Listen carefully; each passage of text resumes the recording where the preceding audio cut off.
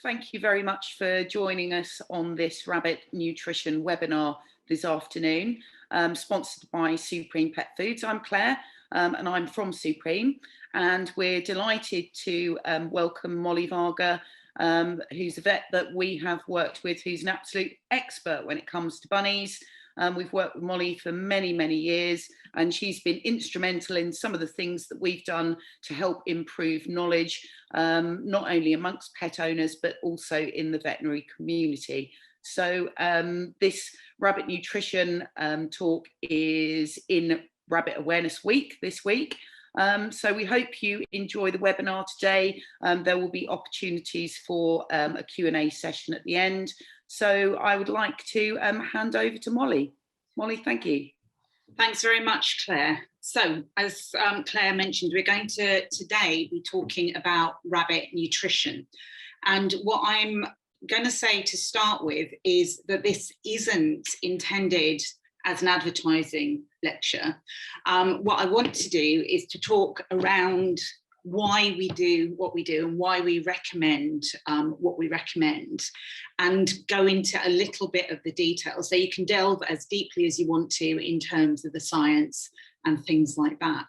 And over the years, certainly since I've been qualified, so 29 years now, we've evolved in terms of feeding rabbits from the nutritional requirements that we thought we knew about for rabbits that were being bred for production to now what we think about for pet rabbits who are living an increasingly long life. So from an average age in the UK from about 4.5 years to actually 12, 13, 14, and I have a rabbit in my practice that's actually 17. So we're getting some very, very long-lived animals.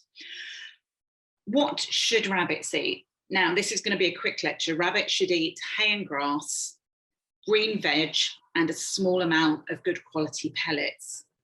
However, a lot of this is dependent on their stage of growth, whether they're lactating, whether they're being fed for production, although this doesn't cover production rabbits, this lecture. So nutritional requirements can vary, and for an owner with a pet rabbit, you will notice that the nutritional requirements of a very young animal compared to an adult, compared to an elderly animal with perhaps health conditions are quite different. And one thing that I do want to address sort of very early on, and we'll talk about this more, is actually, do we need to feed pellets? And it is a question that is being asked quite a lot. And in a situation where you can access suitable hay, forage for suitable plants and provide suitable greens, then perhaps actually your absolute requirement for pellets is minimal or in fact isn't present.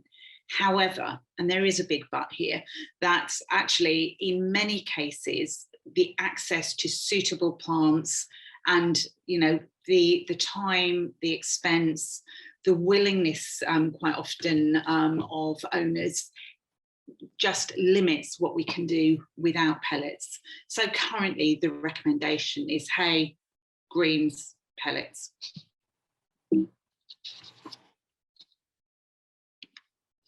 So, as I said, diet is important throughout life, and it makes a massive difference to, you know, growth. It makes a massive difference to immunity. And one of the things that rabbit vets and rabbit owners are very aware of are the importance of the function of the gut. And in particular, my big interest really is the function of the gut bacteria. And what this gives the rabbit is a very dynamic, very responsive system that allows it to digest different things differently, allows it to respond to changes in diets, and, you know, allows it to really survive in a world that isn't consistent. So the microbiome, all of the bacteria, the yeast, the viruses within the gut, as I say, provide a very complex and very responsive system that allows the rabbit to survive on a diet that's essentially pretty poor.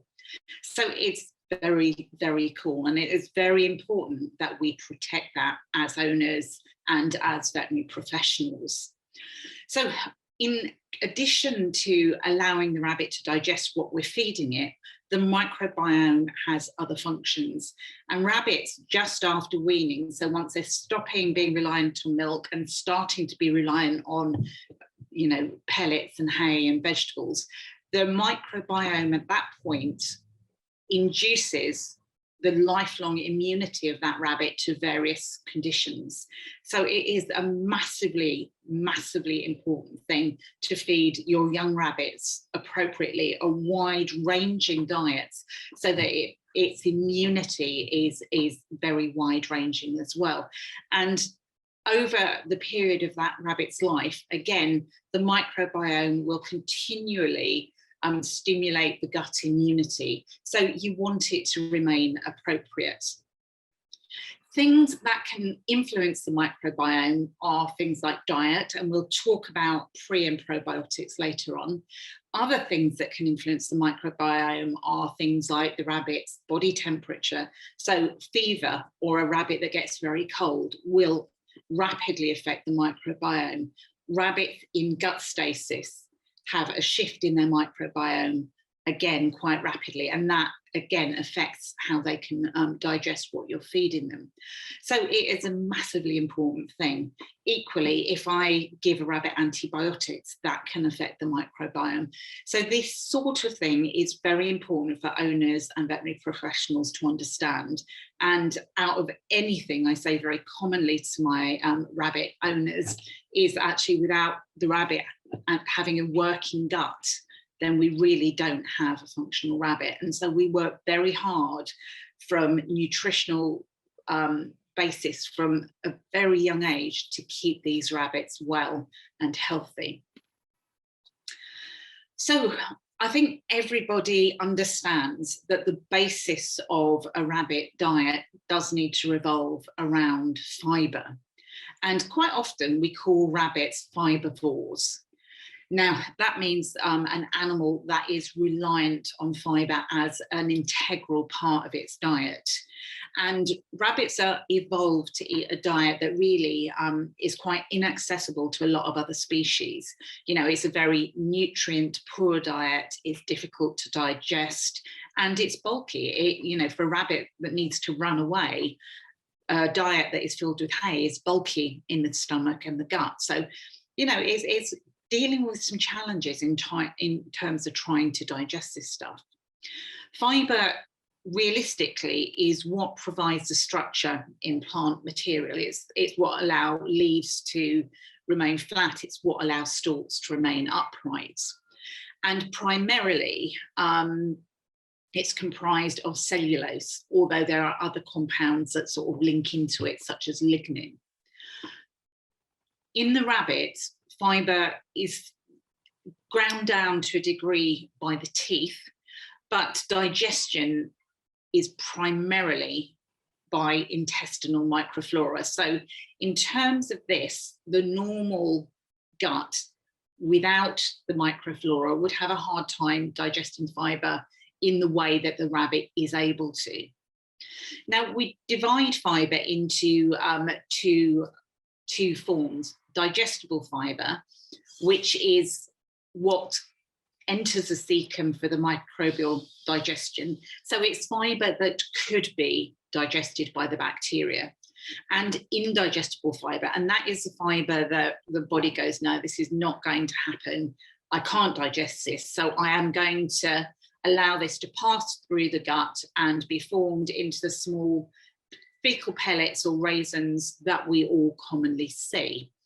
And it's important to realise that the rabbit gut is very clever when it comes to discerning between digestible and indigestible fibre. Now, different species, so horses, for example, chinchillas, guinea pigs, rabbits, are differently able to digest various different types of fibre, and all of their physiologies are a little bit different. Rabbits really and hares are very unique in the way that they approach this problem. But fibre absolutely is the most important component of the rabbit diet. So I mentioned that actually the rabbit's gut is massively clever when it comes to differentiating different types of fibre. So to go through the science sort of very briefly. In terms of the stomach and in terms of the small intestine, many species are quite similar. So the stomach has some acidic digestion, it has some mechanical mixing of food intake, and the small intestine is able to digest and absorb simple molecules such as fats and carbohydrates and some proteins. And all of that goes in the same direction, whether it's a dog, whether it's a human, whether it's a rabbit. However, the magic starts to happen for the rabbit when we get into the large intestine. So from the small intestine, the food stuff that's been eaten enters the large intestine directly. And this is where the differentiation between the fermentable or digestible fibre and the indigestible fibre happens. So the fermentable fibre, it spreads towards the periphery of the colon. The long stem or indigestible fibre stays in the centre of it. The digestible fibre almost is pushed back into the cecum, where it can then ferment with the bacteria, the viruses, the fungi, the yeasts that allow digestion. The indigestible fibre is formed into fecal pellets and is passed out, and this is what we all see sort of being passed very regularly by our rabbits. Periodically, the cecum where the digestible fibre is being fermented contracts.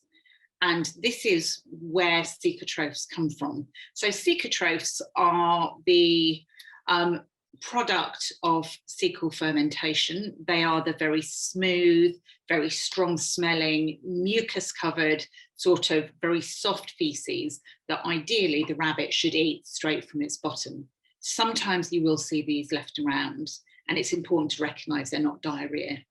When the rabbit eats these cecotrophs, the digestible compounds that have been produced by the fermentation in the cecum can then be absorbed in the stomach and the small intestine. And that contraction of the cecum happens periodically. So every few hours, very typically overnight and in the early morning in wild rabbits. But in pet rabbits, it can be a little bit less regulated. And these cecotrophs are very important because they're a very, very good source of amino acids, vitamins, carbohydrates, etc., all of which the rabbit needs to survive. So we've talked about the cecotrophs and the digestible fibre. We mustn't forget that actually indigestible fibre is also very, very important. So it doesn't fulfill necessarily a nutritional role. However, there is a function for it. And the first thing is actually, this is largely what produces dental wear. Now, all rabbit owners are aware how rapidly their pets' teeth grow. And I certainly think we as vets and veterinary nurses are aware that, you know, incisors and cheek teeth can grow between 1 and, depending on the position, 2 to 4 millimetres a week. So very rapidly, if a rabbit isn't able to grind those down, we have a problem. And again, if you watch a rabbit eating, you'll know that actually they chew pretty fast. So they can chew up to 120 times a minute if they're really, really going for it and really enjoying what they're eating. So dental wear is a crucial function of indigestible fibre. Other things that indigestible fibre give us in terms of the rabbit health is actually normal gut motility. So rabbits do require a minimum level of dietary fibre to maintain their normal gut motility. And you're looking between 20 to 25% dry matter of the total diet. Diets that have less fibre than this will tend to result in a rabbit whose gut motility is less vigorous, if you like. It is reduced, and the cecotroph formation will also be reduced. And again, it can be associated with things like enteritis. So enteritis is literally inflammation of the large intestine, which quite often results in things like diarrhea. So we do want to make certain that we have that minimum amount of fibre contained within the diet. From a purely practical point of view and a very owner-focused point of view, you give a rabbit enough fibre, it's much less likely to eat things like cardboard or carpet or skirting board or plastic or what have you. You are much less likely to get this inappropriate intake that then requires a nightmare trip to the vet. Also reduces the risk of fur chewing. And again, rabbits that are not getting enough fibre will occasionally chew their own fur in order to try and attempt to increase the fibre in their diet. So if we have good gut motility and we have good tooth wear, fibre then can support actually normal food intake and normal appetite. So it is very much that cycle of having sufficient fibre so your teeth wear down and your gut is mobile so you are hungry enough to eat normally. And we need to recognise that as a really integral thing for our rabbits as both pets and also, professional patients. So recommended levels in the total diet vary. And again, for commercial growing rabbits, the dietary fibre is very much less, but we need to understand that these rabbits are being bred for growth and they are not being bred as, an animal that is going to have a long life as a pet. And this is where we get some of the confusion with some of the diets. So ideally, for pet rabbits, for an adult pet rabbit, you're going to be looking 20 to 25% fibre. A little bit less when you are looking at animals that are growing, simply because they need more directly available energy, and a little bit less for animals that are perhaps lactating or pregnant. Other things we find in the diet, things like carbohydrates. And again, these are required, although we need to be careful about the level that we offer. So sugars and starches are quite simple molecules, and these are the types of things that will be digested in the stomach and small intestine and absorbed in that area.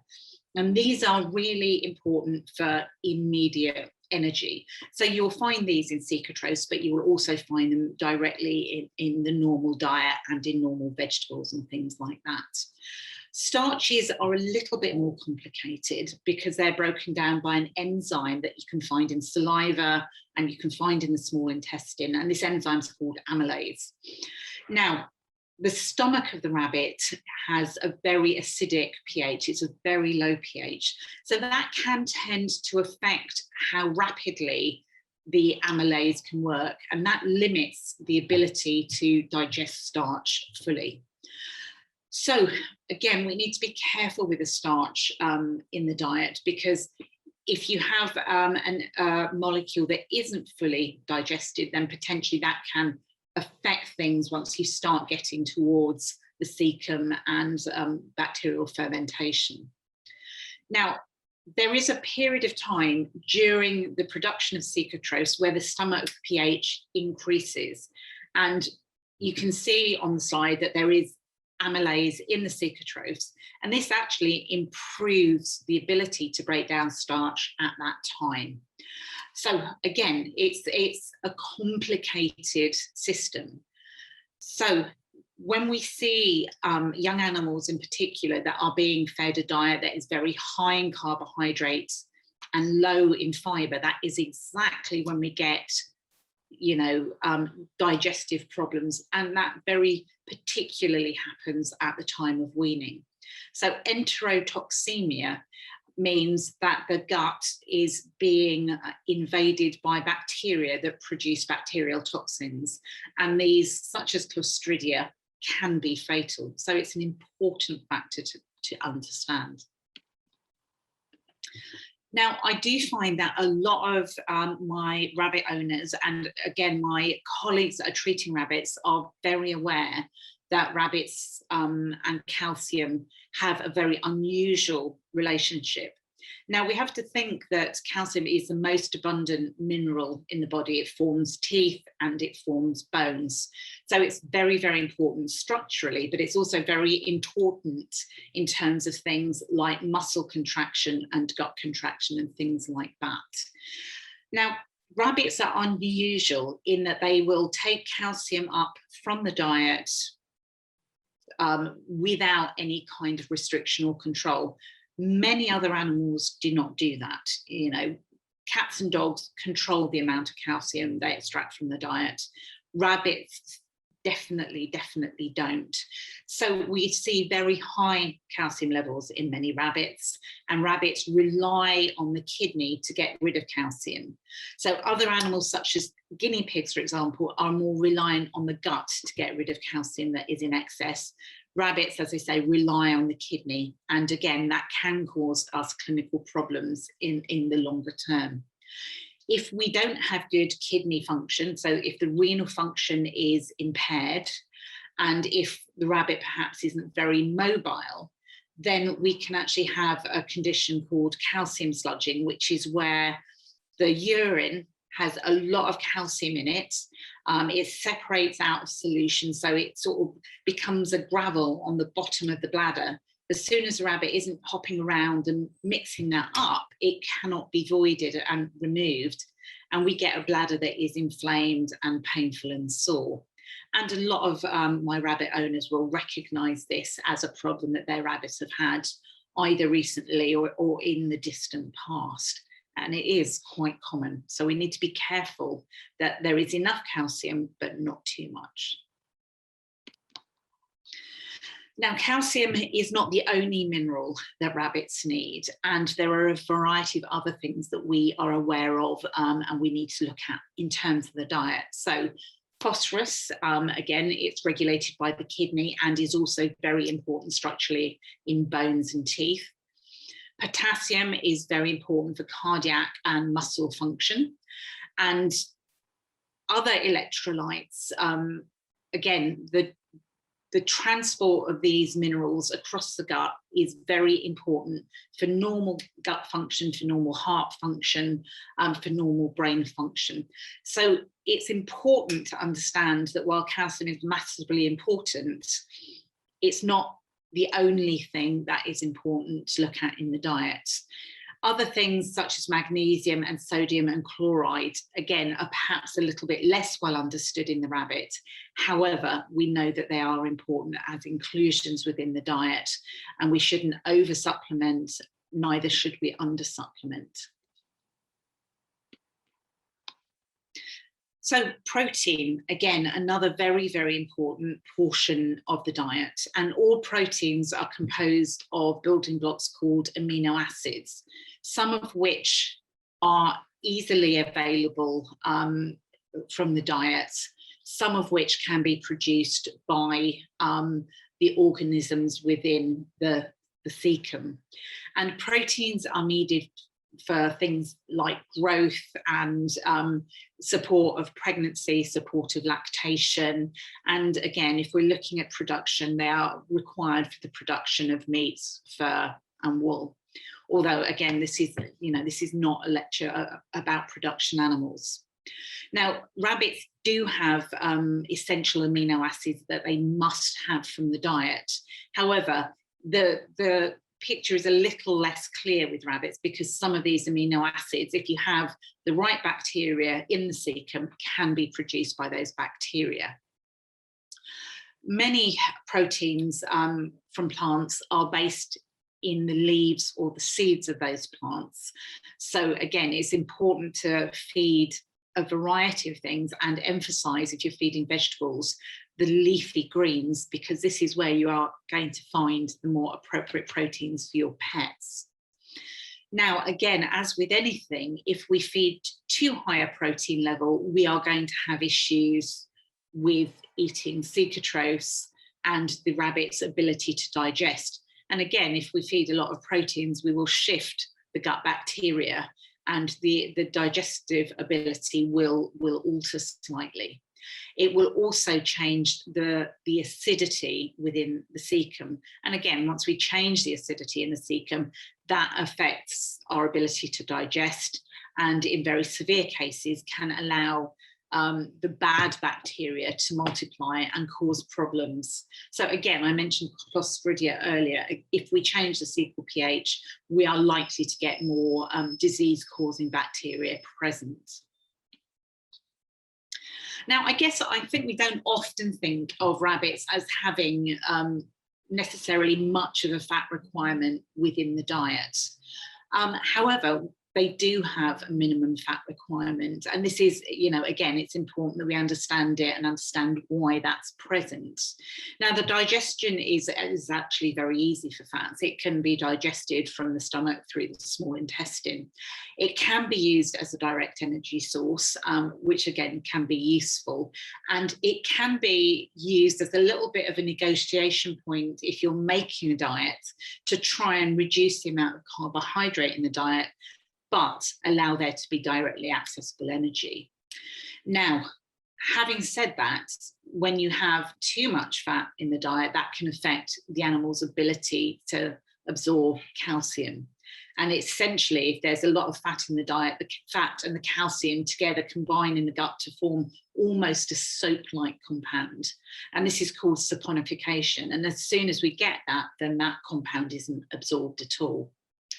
Now, fats in many diets, and certainly we know in human diets, do improve palatability. And that's actually very legitimate. You want a diet that an animal is going to want to eat. However, as soon as this diet gets too high in fat, animals will gain weight.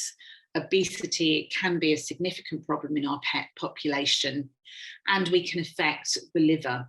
Now, hepatic lipidosis, or fatty liver, is a significant problem in rabbits and can occur very rapidly in rabbits that are not eating. So again, this is one of these things that as vets, we want to limit the fat in the diet. We want to limit obesity in our patients so that we don't cause problems rather than solve them. Now, one of the reasons we need fat in the diet is to allow the absorption of fat-soluble vitamins. So vitamin A, vitamin D, vitamin E, and vitamin K are all fat-soluble vitamins. Now, vitamin A can be found in animal tissues. Plants will contain precursors. Rabbits should not be fed animal-derived food. Wild rabbits may, inadvertently take in insects or bits of carrion by mistake, but they will not seek it out. And our pet rabbits, a meat-based product or a meat-contaminated product really has no place. However, rabbits are very able to use the vitamin A precursors in plants to actually produce vitamin A themselves.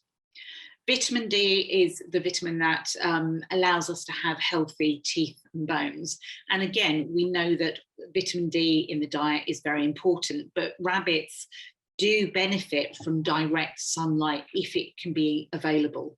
And again, some rabbits have been shown, if they are kept indoors over winter, to have very low vitamin D levels, even when they're fed an appropriate diet. Other vitamins such as vitamin B and vitamin C. Vitamin B is usually produced by the cecal bacteria. Vitamin C can be produced within the rabbit. They don't have a direct requirement for it, although actually rabbits that are not well have an increased requirement for vitamin C. What I would say, and again, I sort of mentioned briefly before, we need to be careful about supplementing our rabbits. And if we give too much calcium, we give too many other minerals, perhaps it's mineral blocks or, chews. And if we, again, inappropriately supplement vitamins, then we can cause toxic overdose. So we do need to be careful. And this is where actually feeding a good quality pellet allows you to say, right, I know I have an appropriate amount of vitamins, I have an appropriate amount of minerals, and we're good. We don't need to do anything else. And finally, in terms of dietary constituents, never forget water. And all rabbits at all times should have a clean source of water that should be checked regularly. And water requirements vary dependent on the diet. So rabbits that are on a very dry diet will drink more than rabbits that have access to a lot of fresh greens. Now, most rabbits accept a water bottle. However, I find repeatedly, and we do this now at work, rabbits that have a bowl will drink more. And quite often, actually, we do want them to drink more. We want more fluid going through the kidneys. It gets rid of the calcium in the bladder, and there are a lot of advantages. So in terms of that, don't forget water as an important part of your rabbit's diet. So let's talk about rabbit food. And I'm just going to go through very rapidly some of the things that you're going to see on the pet food packets. And the first thing is fibre. Now, I have a lot of owners who are very aware of things like alfalfa and are concerned about feeding alfalfa hay because of the calcium content. Now, as part of a pellet, I promise you, all of the food companies are aware of the calcium content of alfalfa, and it is a very appropriate and useful part of a pellet because the calcium content will be controlled. You may not want to feed alfalfa hay, but as part of the diet, it's perfectly appropriate. Other things that you're going to see, other types of hay, sugar beet pulp, for example, particularly in the UK, other byproducts from other grains. Protein is often provided by things like legumes, so lucerne or peas and soy. And again, we're aware perhaps of the GM issues with some of these products, but we're aware of it. And so, those sorts of things are mitigated and controlled. All pellets will have some form of carbohydrate. And again, you need to be aware of what this carbohydrate gives you. And in particular, molasses can be added as a carbohydrate, but it can also be added to mask the flavour of other dietary consistents that are perhaps less palatable. So I would tend to sort of shy away from molasses, perhaps as a carbohydrate source, and be looking at other things that are good quality, such as, again, sugar beet pulp, for example, or wheat. I mentioned with this last slide, all pellets will have some form of supplementation in terms of vitamins and amino acids and minerals. And what this means to me as a vet and to owners is that the pellets, or indeed the muesli feed, are a balanced product so that everything is given appropriately, nothing's over supplemented and nothing is under supplemented. Now, I'm going to very briefly touch on other feed additives that you might see, and they might be in life stage diets, they might be in diets that are looking at animals that have arthritis or other conditions. So I mentioned pre and probiotics earlier. Prebiotics are vegetable fibres, such as types of cellulose or lignin, that promote the growth of good bacteria in the gut. So that is all good. I think prebiotics, absolutely down with that. Probiotics can be a little bit more controversial, but we have an increasing amount of evidence now that these actually work and can actually change the profile of bacteria in the live rabbit. And probiotics are appropriate bacteria that are encapsulated to get through the stomach safely. And by appropriate bacteria, I mean that they are good bacteria that are normally found in the rabbit. You don't want probiotics that are usually found in dogs or humans. You want something that is found in the appropriate species.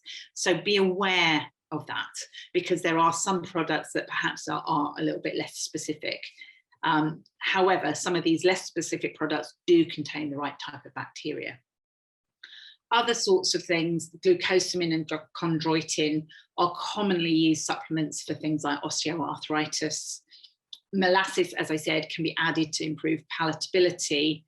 Cranberry extract is commonly used for urinary tract infections to prevent bacterial adhesion. Other things that are less commonly added, ginseng for, cognitive behaviours, coenzyme Q10 perhaps for improving heart capacity and metabolic function, milk thistle to support liver function, and green tea in terms of use as an antioxidant. So you will see these all around, and none of these are necessarily negative, and there are references to promote many of these compounds.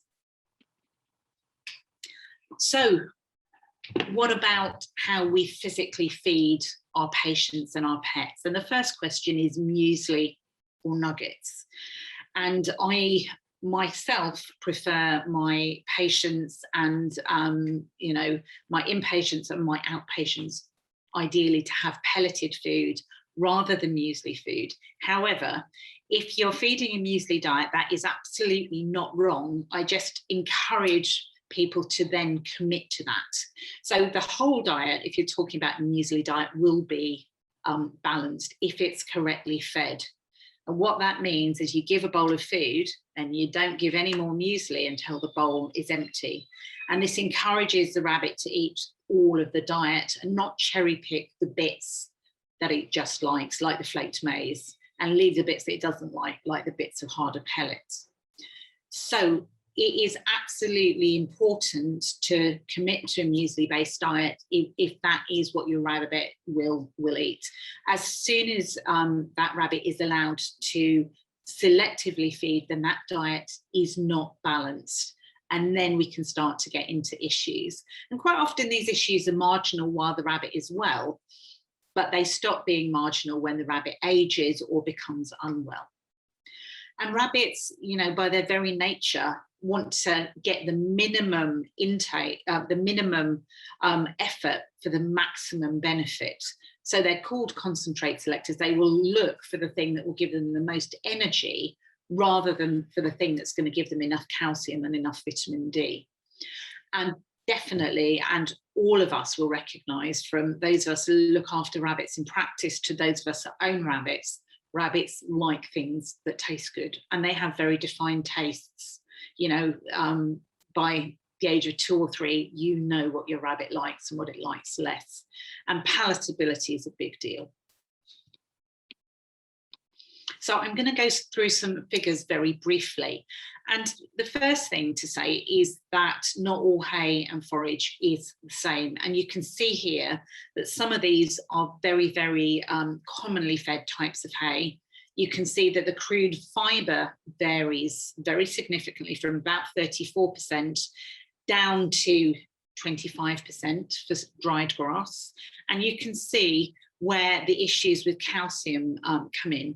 So orchard grass or Timothy hay has a low percentage of calcium, whereas if you look at alfalfa, the percentage of calcium is 400% that of orchard grass. And this is where we get sort of some of the differences and some of the issues with feeding. And I want to touch on commercially produced vegetables compared with wild ones briefly as well, because this becomes important when we're looking at maybe stopping feeding pellets. And it's important to understand that actually what we buy from the supermarket is not equivalent to what grows in the wild. And I've got sort of a reasonable comparator here with wild spinach and commercial baby spinach. And again, you can see that the protein levels vary, the calcium levels vary, the carbohydrate levels vary significantly, and so do the sugar levels. So from that perspective, we need to understand that what humans eat and what we buy in packets in Sainsbury's is not the same as what we'd go and forage, in my case, on the banks of the Mersey. It is not the same thing. And when we're looking at feeding an increased proportion of this, commercially produced vegetables, then again, we're going to start getting some borderline nutritional issues there. And again, for an adult healthy rabbit, it may not be a problem, but as soon as that rabbit isn't healthy or as it ages, we will have more of an issue. So physically, how much do we feed a rabbit? There is the maths. But we have some very, very good infographics that give a very good idea in terms of what we should be looking at. So the Pet Food Manufacturing Organisation and the Rabbit Welfare Association and Fund each have an infographic that emphasises hay. So I usually say sort of a body-sized clump of hay. RWAF recommends 85% of the diet to be hay, 10% of the diet to be leafy, fibrous greens. And again, if you're looking at the pet food graphic, a head-sized bunch of a variety of greens every day, and then 5% pellets. And again, this is a small amount, and this is why it matters that the pellets are good quality. You know, a small amount, so about 25 grams per kilo per day for an adult rabbit, slightly more for growing rabbits, slightly more for pregnant and lactating does. And again, just to remember that very solidly packed pellets, the very hard, tightly packed ones, are heavier than some of the more extruded forms, and the more extruded forms require more jaw movement. So again, to consider that not every pellet is necessarily created equal. Now, one of the things that I'm really, really passionate about is actually trying to get the most out of these animals and trying to let them have the most that we can give them, you know, as pets. And if you give a rabbit a bowl of nuggets and that's all it has, then it'll eat the nuggets and say, right, that was 5 minutes of my 24 hours. What am I going to do next? I'm very bored. I'm going to, you know, I'm going to destroy something. I'm going to eat the floorboard. I'm going to create havoc in some other way, or I'm going to be shut in my hutch and I can't move. And actually using food as an enrichment tool can be absolutely game-changing for rabbits as pets, in terms of the way that they interact with their environment, in terms of the way they interact with each other, and in terms of the way that they interact with their owners. And what it does is it encourages exercise, it encourages, you know, actually much more normal behaviours. In the wild, a rabbit would spend several hours each evening and night looking for and eating food. So we need to try and replicate that in some kind of way, with the compromise that these rabbits are not wild animals. It allows the rabbit to use its space. So you can see the image that I found here from the internet is a brilliant idea of, you know, veggie treats and things on pegs. Absolutely gets a rabbit moving, it gets rabbit sitting up. It's like getting leaves from trees, for example, and they will eat sort of some of the fresh leaves, lower lying leaves from trees. And other things that you can do are things like scatter feeding. So if you have a big bed of hay, you can put the pellets throughout the hay, and what that does is it makes the rabbit move, it makes them search for the pellet, and it makes them interact with the hay, and it encourages hay eating. So it's a really big deal, and it's a really positive way to say, right, I'm going to do something good for my rabbit's physical well-being and also its psychological well-being. And the other thing is that actually you can use pellets or treats, such as, you know, vegetable treats, for example, as positive reinforcement for training. And it's not that every rabbit needs to be trained to sit and stay. However, they are trainable to an extent, and giving a positive reward for that type of training is really, really beneficial. So it, you know, it just enhances the bond between owner and pet. And the more that you have that, the more you get out of your pet. And to be fair, the more empathetic you are. And so when you need to seek professional help, you are actually already aware that, you know where your rabbit is at. So there's a lot of positives to food as an enrichment tool. Now, food can also be used as a support for some clinical conditions. And again, as I say, it matters really when we have an animal that is aging or is unwell, the food can be the first step to supporting function of various different organs. And what we shouldn't do is to put our head in the sand and not diagnose the underlying condition. And aging and ill health is a catalogue of diagnoses that we can find, many of which we can treat and support. And while food isn't a substitute for treatment, and it shouldn't be, a lot of dietary shift can be very positive in supporting things like calcium sludging or urinary tract disease or gut stasis, etc. So a lot of the diets that are available on the market now are not prescription diets in the way that we get with cats and dogs. They are diets that will support specific diagnosed conditions. And actually, as soon as you have an animal that isn't 100% well, that is absolutely the time to, within that animal's limits, improve the diet as much as you can. An animal that is not eating because it feels rubbish, that is perhaps not the time to change its diet. However, that is a time to recognise that that change needs to happen once that animal is well enough to be eating better.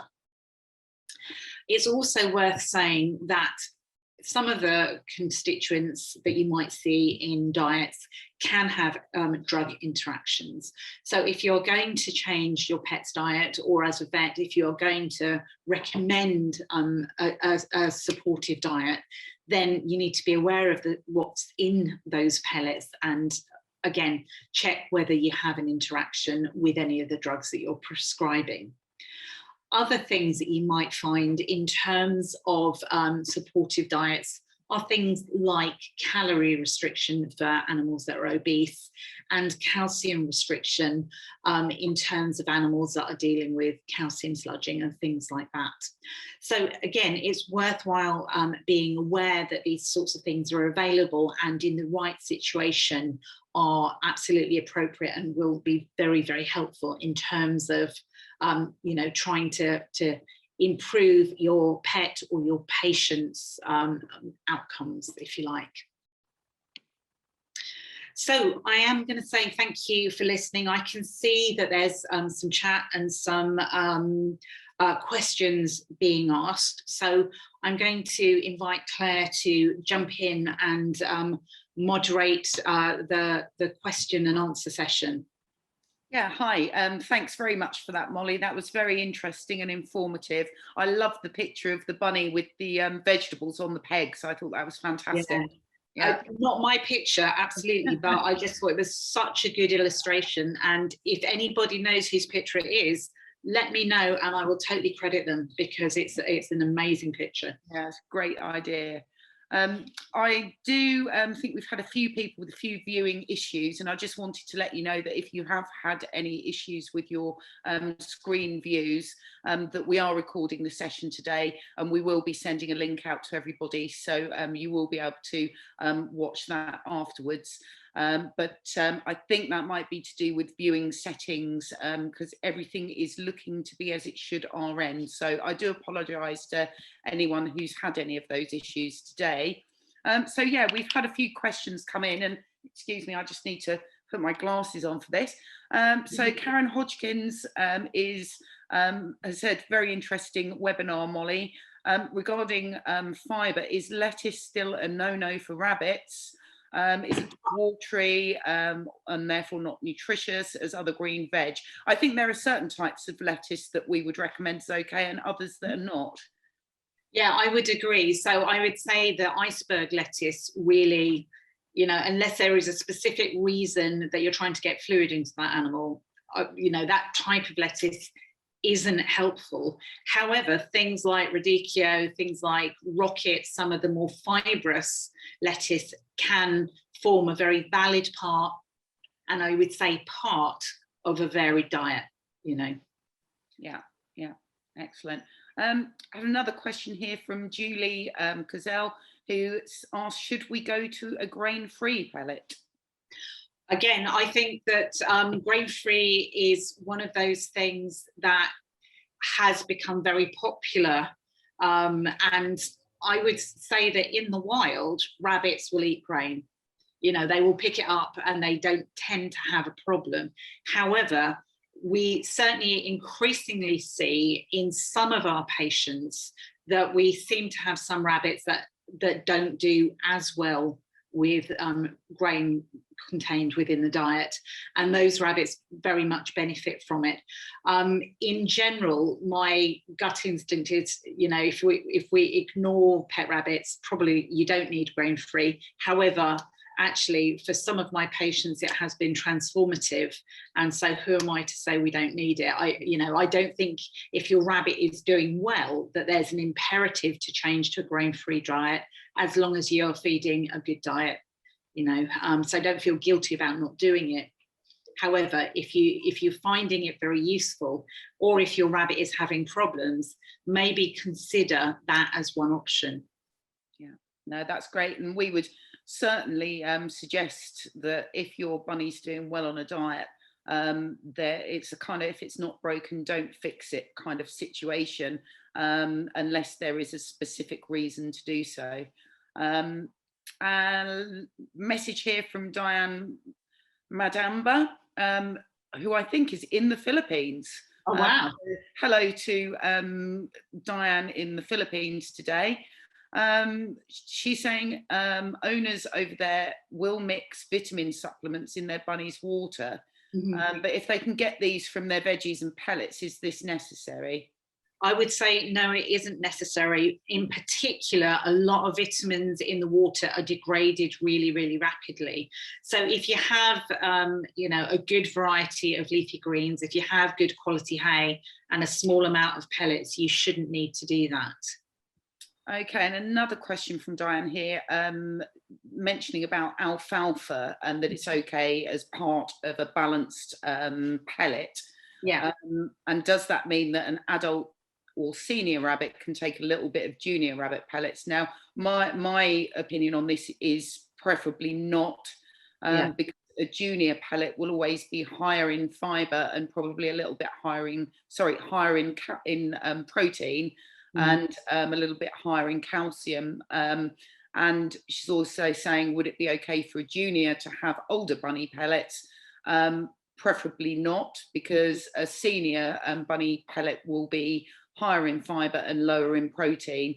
So it really is better to stick to the right diet for the right life stage, is my answer to that, Molly. Which, yeah, I would agree. I think there are obviously situations where maybe availability of pellets is an issue, and at that point, if you're going to start feeding an age inappropriate diet, then you have to look at the rest of the diet and make certain that the levels are mitigated a little bit. So that certainly is something that could be done really if you need to.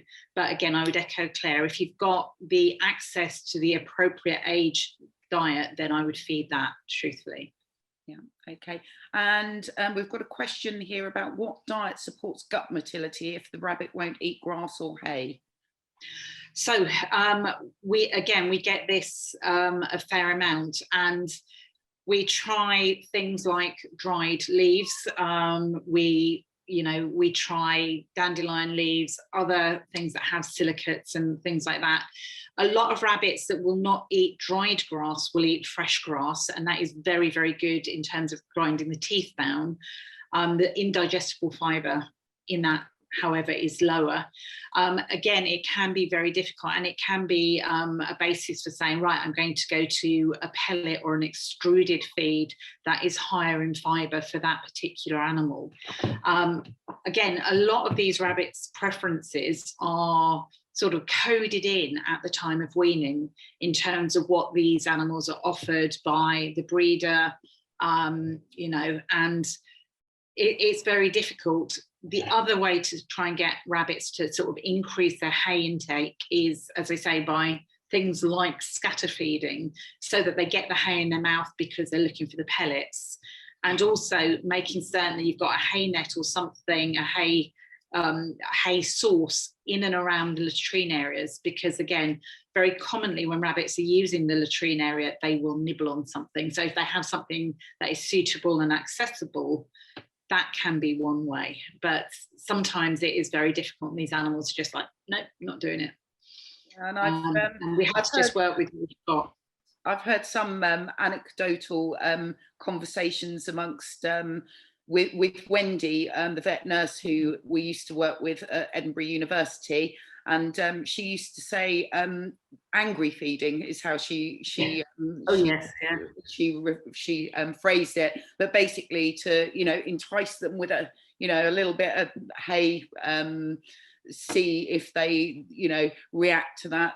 There is, just to plug one of our products here, we have got a product called Fibre First, our selective Fibre First, which is actually a kind of big pellet that's been based on pretty much a hay diet, so it might be a little bit more palatable. And I know Charlie Pignon in France, Maison Alfort, is always very positive about using that for bunnies that perhaps won't eat hay. So there are different options out there. Beth Hines is asking, would you recommend replacing shop bought vegetables for forage in general? Yes, if you have the time to do it and you're in a location where you can do that safely and you're happy that your plant identification is good, absolutely. I have a lot of clients that do spend time foraging for their rabbits and also drying food for their rabbits. And that's certainly one of the stories we shared on our work website this week for Rabbit Awareness Week, is about foraging. And if you can do it, absolutely do, because it definitely is a much more natural diet for them, but it needs to be safe. So accurate identification and obtained legally from somewhere where there isn't too much fuel contamination or there haven't been pesticides sprayed or what have you. Yeah. Excellent. Stacey Thompson says, thank you for a really informative webinar. Some of my customers have problems getting their rabbits to eat hay, which I think we sort of just covered a little bit, but are there different types of hay that rabbits can try potentially that might entice them? Yes, there are lots and lots of different types of hay now available on the market. And again, I would advocate sort of trying to see which one your rabbit is the most interested in. And I have a lot of owners that do this, and they go through all sorts of different types of, you know, meadow hay and timothy hay and hay with dandelions and hay with marigolds and goodness knows what. And it's a very, very individual thing, because as I say, by the time you have an adult rabbit, it has defined tastes. You know, it knows what it likes, and it definitely knows what it doesn't like. Yeah. With a bunny who has lots of gut stasis issues, would you recommend ProFiber or any other suggestions for the diet? Yes, I mean, absolutely, probiotics, what have you, for sure. Probiotics, prebiotics. And again, if you can, a diet that is as high in fiber as it can tolerate, because it tends, you know, it just tends to keep the guts going. So Fibre First, again, in one of these cases, or the gastrointestinal support can be very, very useful for this. Okay, thanks, Moni. Anna Xavier is asking, I currently have an 11-week-old rabbit which appears to have malabsorption. It eats for England but won't put on any weight. The Fiberplex is being used. Blood's only show increased creatine kinase. Sorry, I'm not pronouncing that correctly. A veterinary question. And nothing seems to be working. What nutrition would you recommend? Concerned not sustainable long term. So I would recommend a good quality, age appropriate pellet. And I'm sure you're probably waiting for fecal samples as well, because things like coccidia can manifest in and around the time of weaning. So rabbits that have been weaned, moved and sold are poor little stressed rabbits. And I had one in yesterday actually with something very, very similar. And so obviously you're looking at the medical.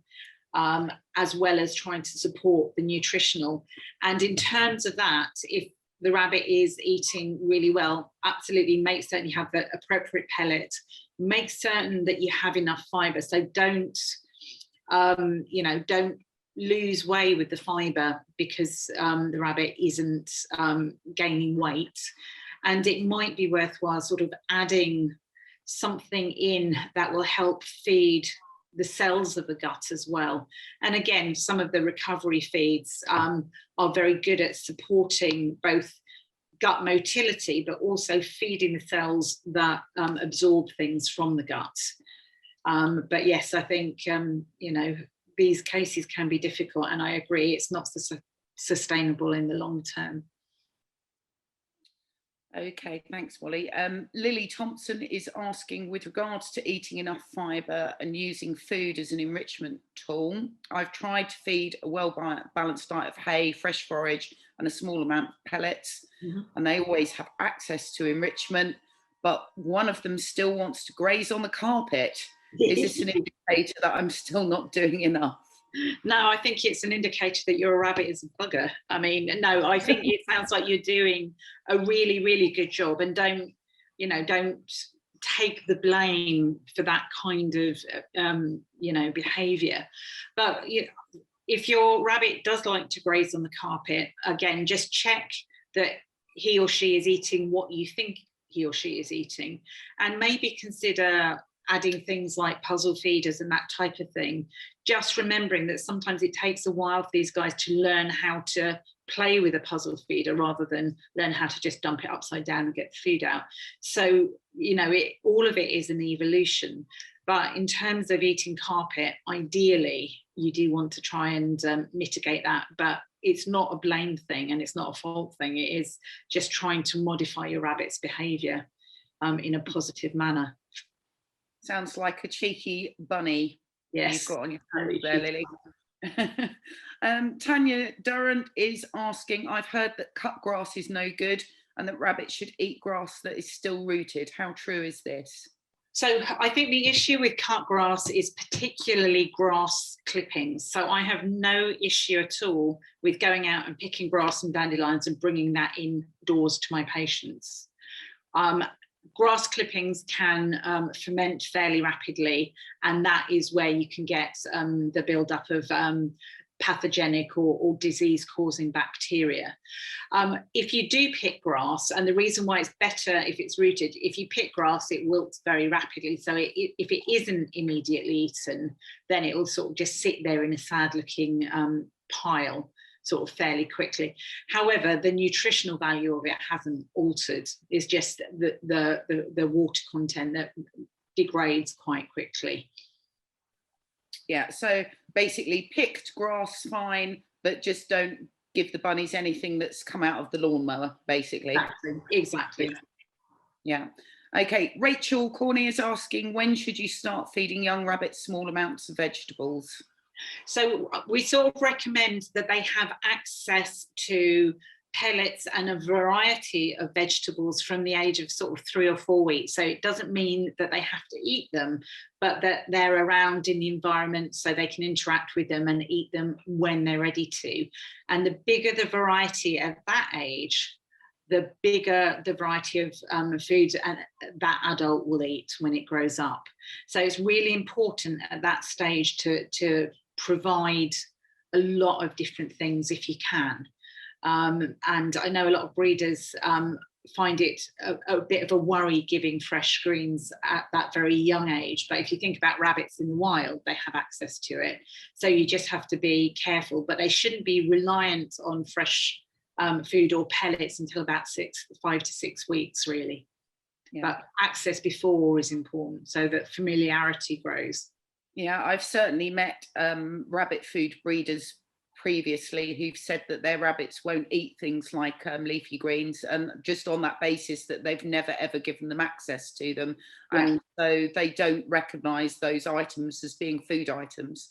Absolutely. Yeah. And as a prey species, I think they're suspicious of things they don't know. So yeah, I think it's important to give them careful access to that kind of thing.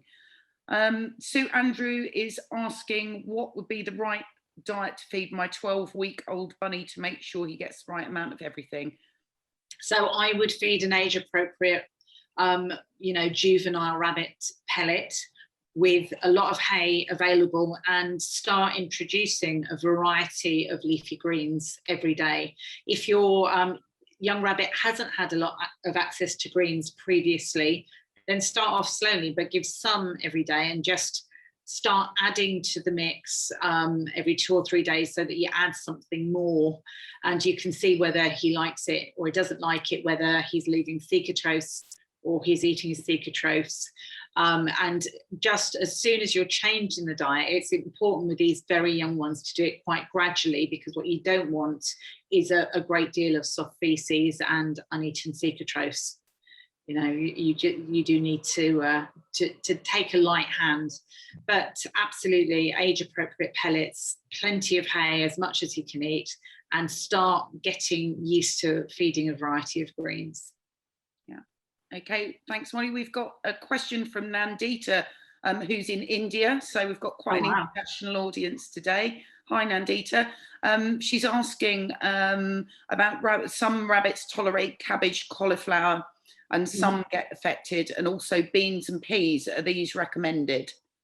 So I would say that the odd bean is not a big deal, but beans and peas tend to be a lot higher in protein. And as soon as you get stuff like that that's high in protein, you can form quite stable gas bubbles in the gut and cause bloating and pain. So in most cases, I wouldn't use peas and beans as a massive part of the diet. If your rabbit likes the green bean the odd time, that's fine. But as soon as it is a significant part of the diet, then that can cause problems. And Nandita, I mean, I agree. We definitely see those rabbits that can tolerate sort of the brassicas very well. So the cabbage, the kale, and the cauliflower. And it very much depends on what their gut bacteria is like. So very often, if the diet changes quite rapidly, you will find that a rabbit won't tolerate the dietary change immediately. But if you change the diet carefully and slowly over a period of weeks, then quite often you can induce or encourage the sort of bacteria that will digest what you're feeding. And, that can be successful. In some cases, if, we have to understand that there are some limitations as to what you can access to feed these guys. And if that is the case, then sometimes feeding thecatros from a rabbit that does tolerate the diet can be very helpful, because that essentially seeds the gut with something appropriate to allow digestion in the cecum. So I hope that sort of helps. I think some of these very dedicated rabbit owners do come up against some quite significant challenges when trying to feed really well. Yeah, very interesting. Helen O'Neill is asking, very interesting question, this regarding calcium. And can water be a contributor to excess calcium?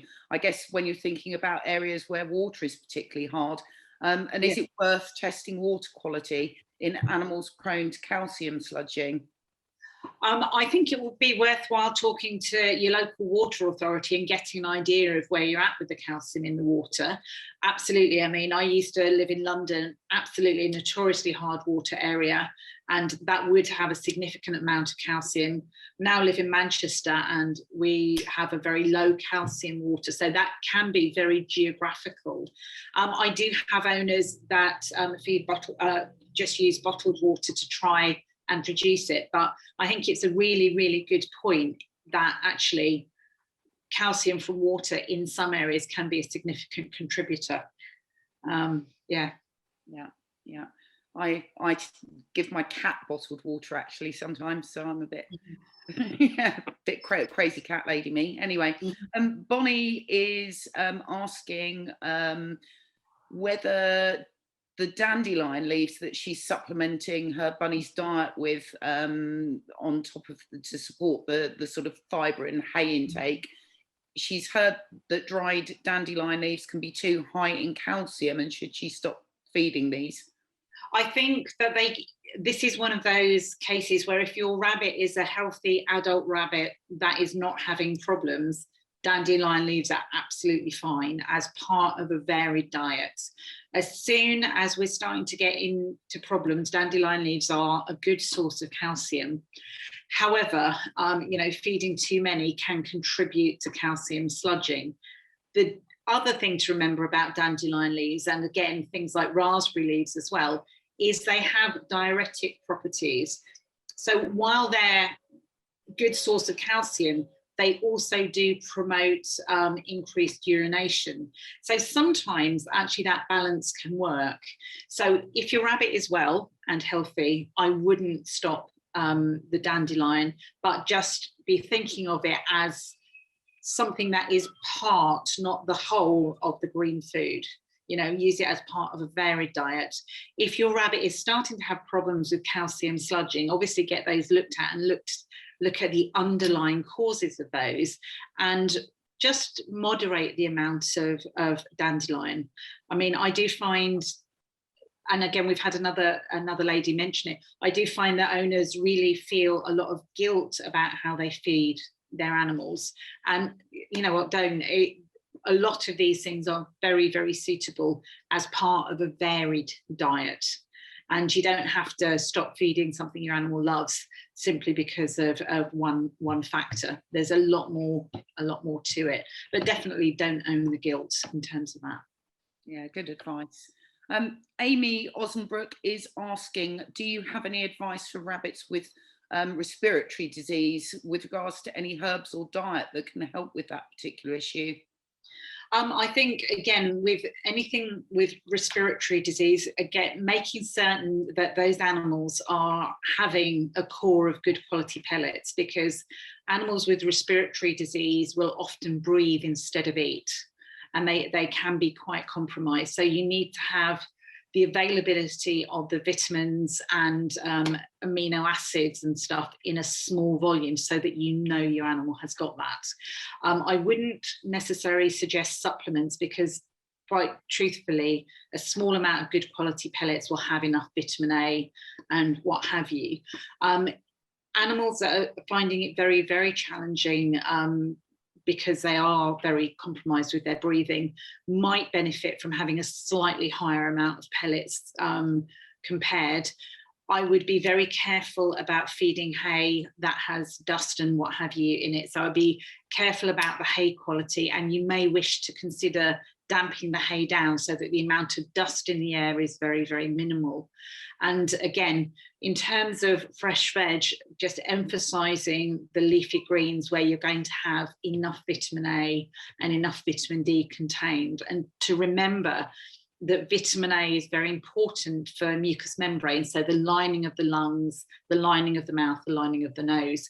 So we need enough, but not too much. So supplementation isn't necessarily going to benefit, but making certain you address that you've had sufficient is going to be very important. Thanks, Molly.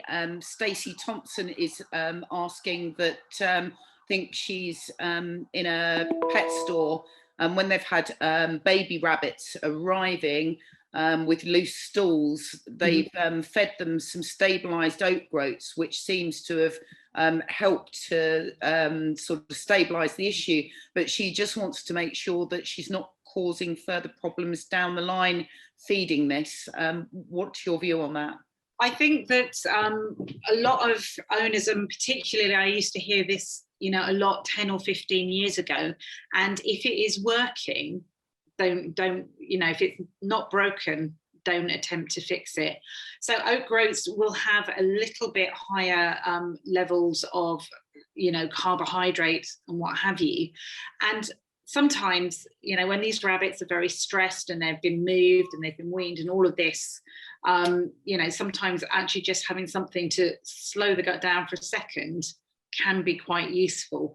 However, in a clinical situation, it wouldn't be what I would advise. I would also say that in a pet shop situation, if you've been doing something that has worked for you, I think you would have known if you were causing problems by now, because people would have come back with issues. And actually have confidence, you know, in your choices. Just because as a mere vet we wouldn't necessarily recommend it, doesn't mean that I'm right and feeding that is wrong whatsoever. And it's actually a very useful thing to hear, because I do hear it, as I say, periodically from owners where they want rabbits to gain weight or what have you, and it seems to be relatively successful. Very interesting. Beth Hines has asked, what are our thoughts on moving to cold pressed pellets? I know this is something that, well, to my mind, cold pressed pellets is a kind of old fashioned production method, but it seems to be having a bit of a comeback and a resurgence. What's your thoughts on that, Molly? I've got to say, I'm not clear on the benefit of it, honestly. I mean, I do understand that there are some components of any diet, and you know, we can talk about human diets with this, that can be affected, and particularly the immunogenicity can be affected by heating. However, I don't think that there is enough evidence in rabbits for me to absolutely say yes, cold pressed is the way forward. And I'm happy to be proven wrong, and I'm happy to sort of hold my hands up and say that in 10 years' time, we might all be singing from a very different hymn sheet. But at the moment, I don't think that there is necessarily enough benefits to justify it if your rabbit is doing well on a normally heat extruded diet. Yeah. And I would certainly say from a pet food manufacturing background, I mean, we've manufactured cold pressed pellets and extrusions over the years, and certainly in our muesli diets we phased out cold pressed pellets years ago because they weren't as palatable as the extrusions, so we have Timothy extrusions in those now instead, and we find that that's much more beneficial in terms of creating equalized palatability across the different components in the mix. And quite often what you will find with cold pressed pellets is that often molasses will be included in the recipe to make them more palatable, because they're cold pressed and they don't go through the cooking process of extrusion. The ingredients aren't as palatable. And what you'll also quite often find as well, I think, is that rabbits prefer the texture of the extrusions to the cold pressed pellets. And certainly the extrusions do tend to encourage more active chewing. So that would be my choice, but you know, don't just take it from me. Got a couple of other questions just to finish off. What forms of prebiotics and probiotics can you suggest, Molly? I think so. There are various ones that are easily available in pet shops and from your vets in the UK. And I'll mention sort of a few. So ProFiber, Fiberplex, Biolapis, Vetarc has a similar product as well, whose name I forget at the moment. So there are a variety that are available here. And the ones that are available here are all ones that have been available since we left, from before when we left the EU. So what that means is that all of the ones that are licensed and indicated for rabbits and small rodents have the appropriate bacteria in them, if that makes sense. So it's important that you don't get a dog or a cat probiotic if it isn't also indicated for rabbits. Yeah, sure. And certainly our rabbit food products, such as our Science Selective, they have natural prebiotics in them already through the alfalfa that's used in the recipe. And then we do have the Recovery Plus liquid feed that has a probiotic, Saccharomyces cerevisiae in it. So there are sort of various different options there.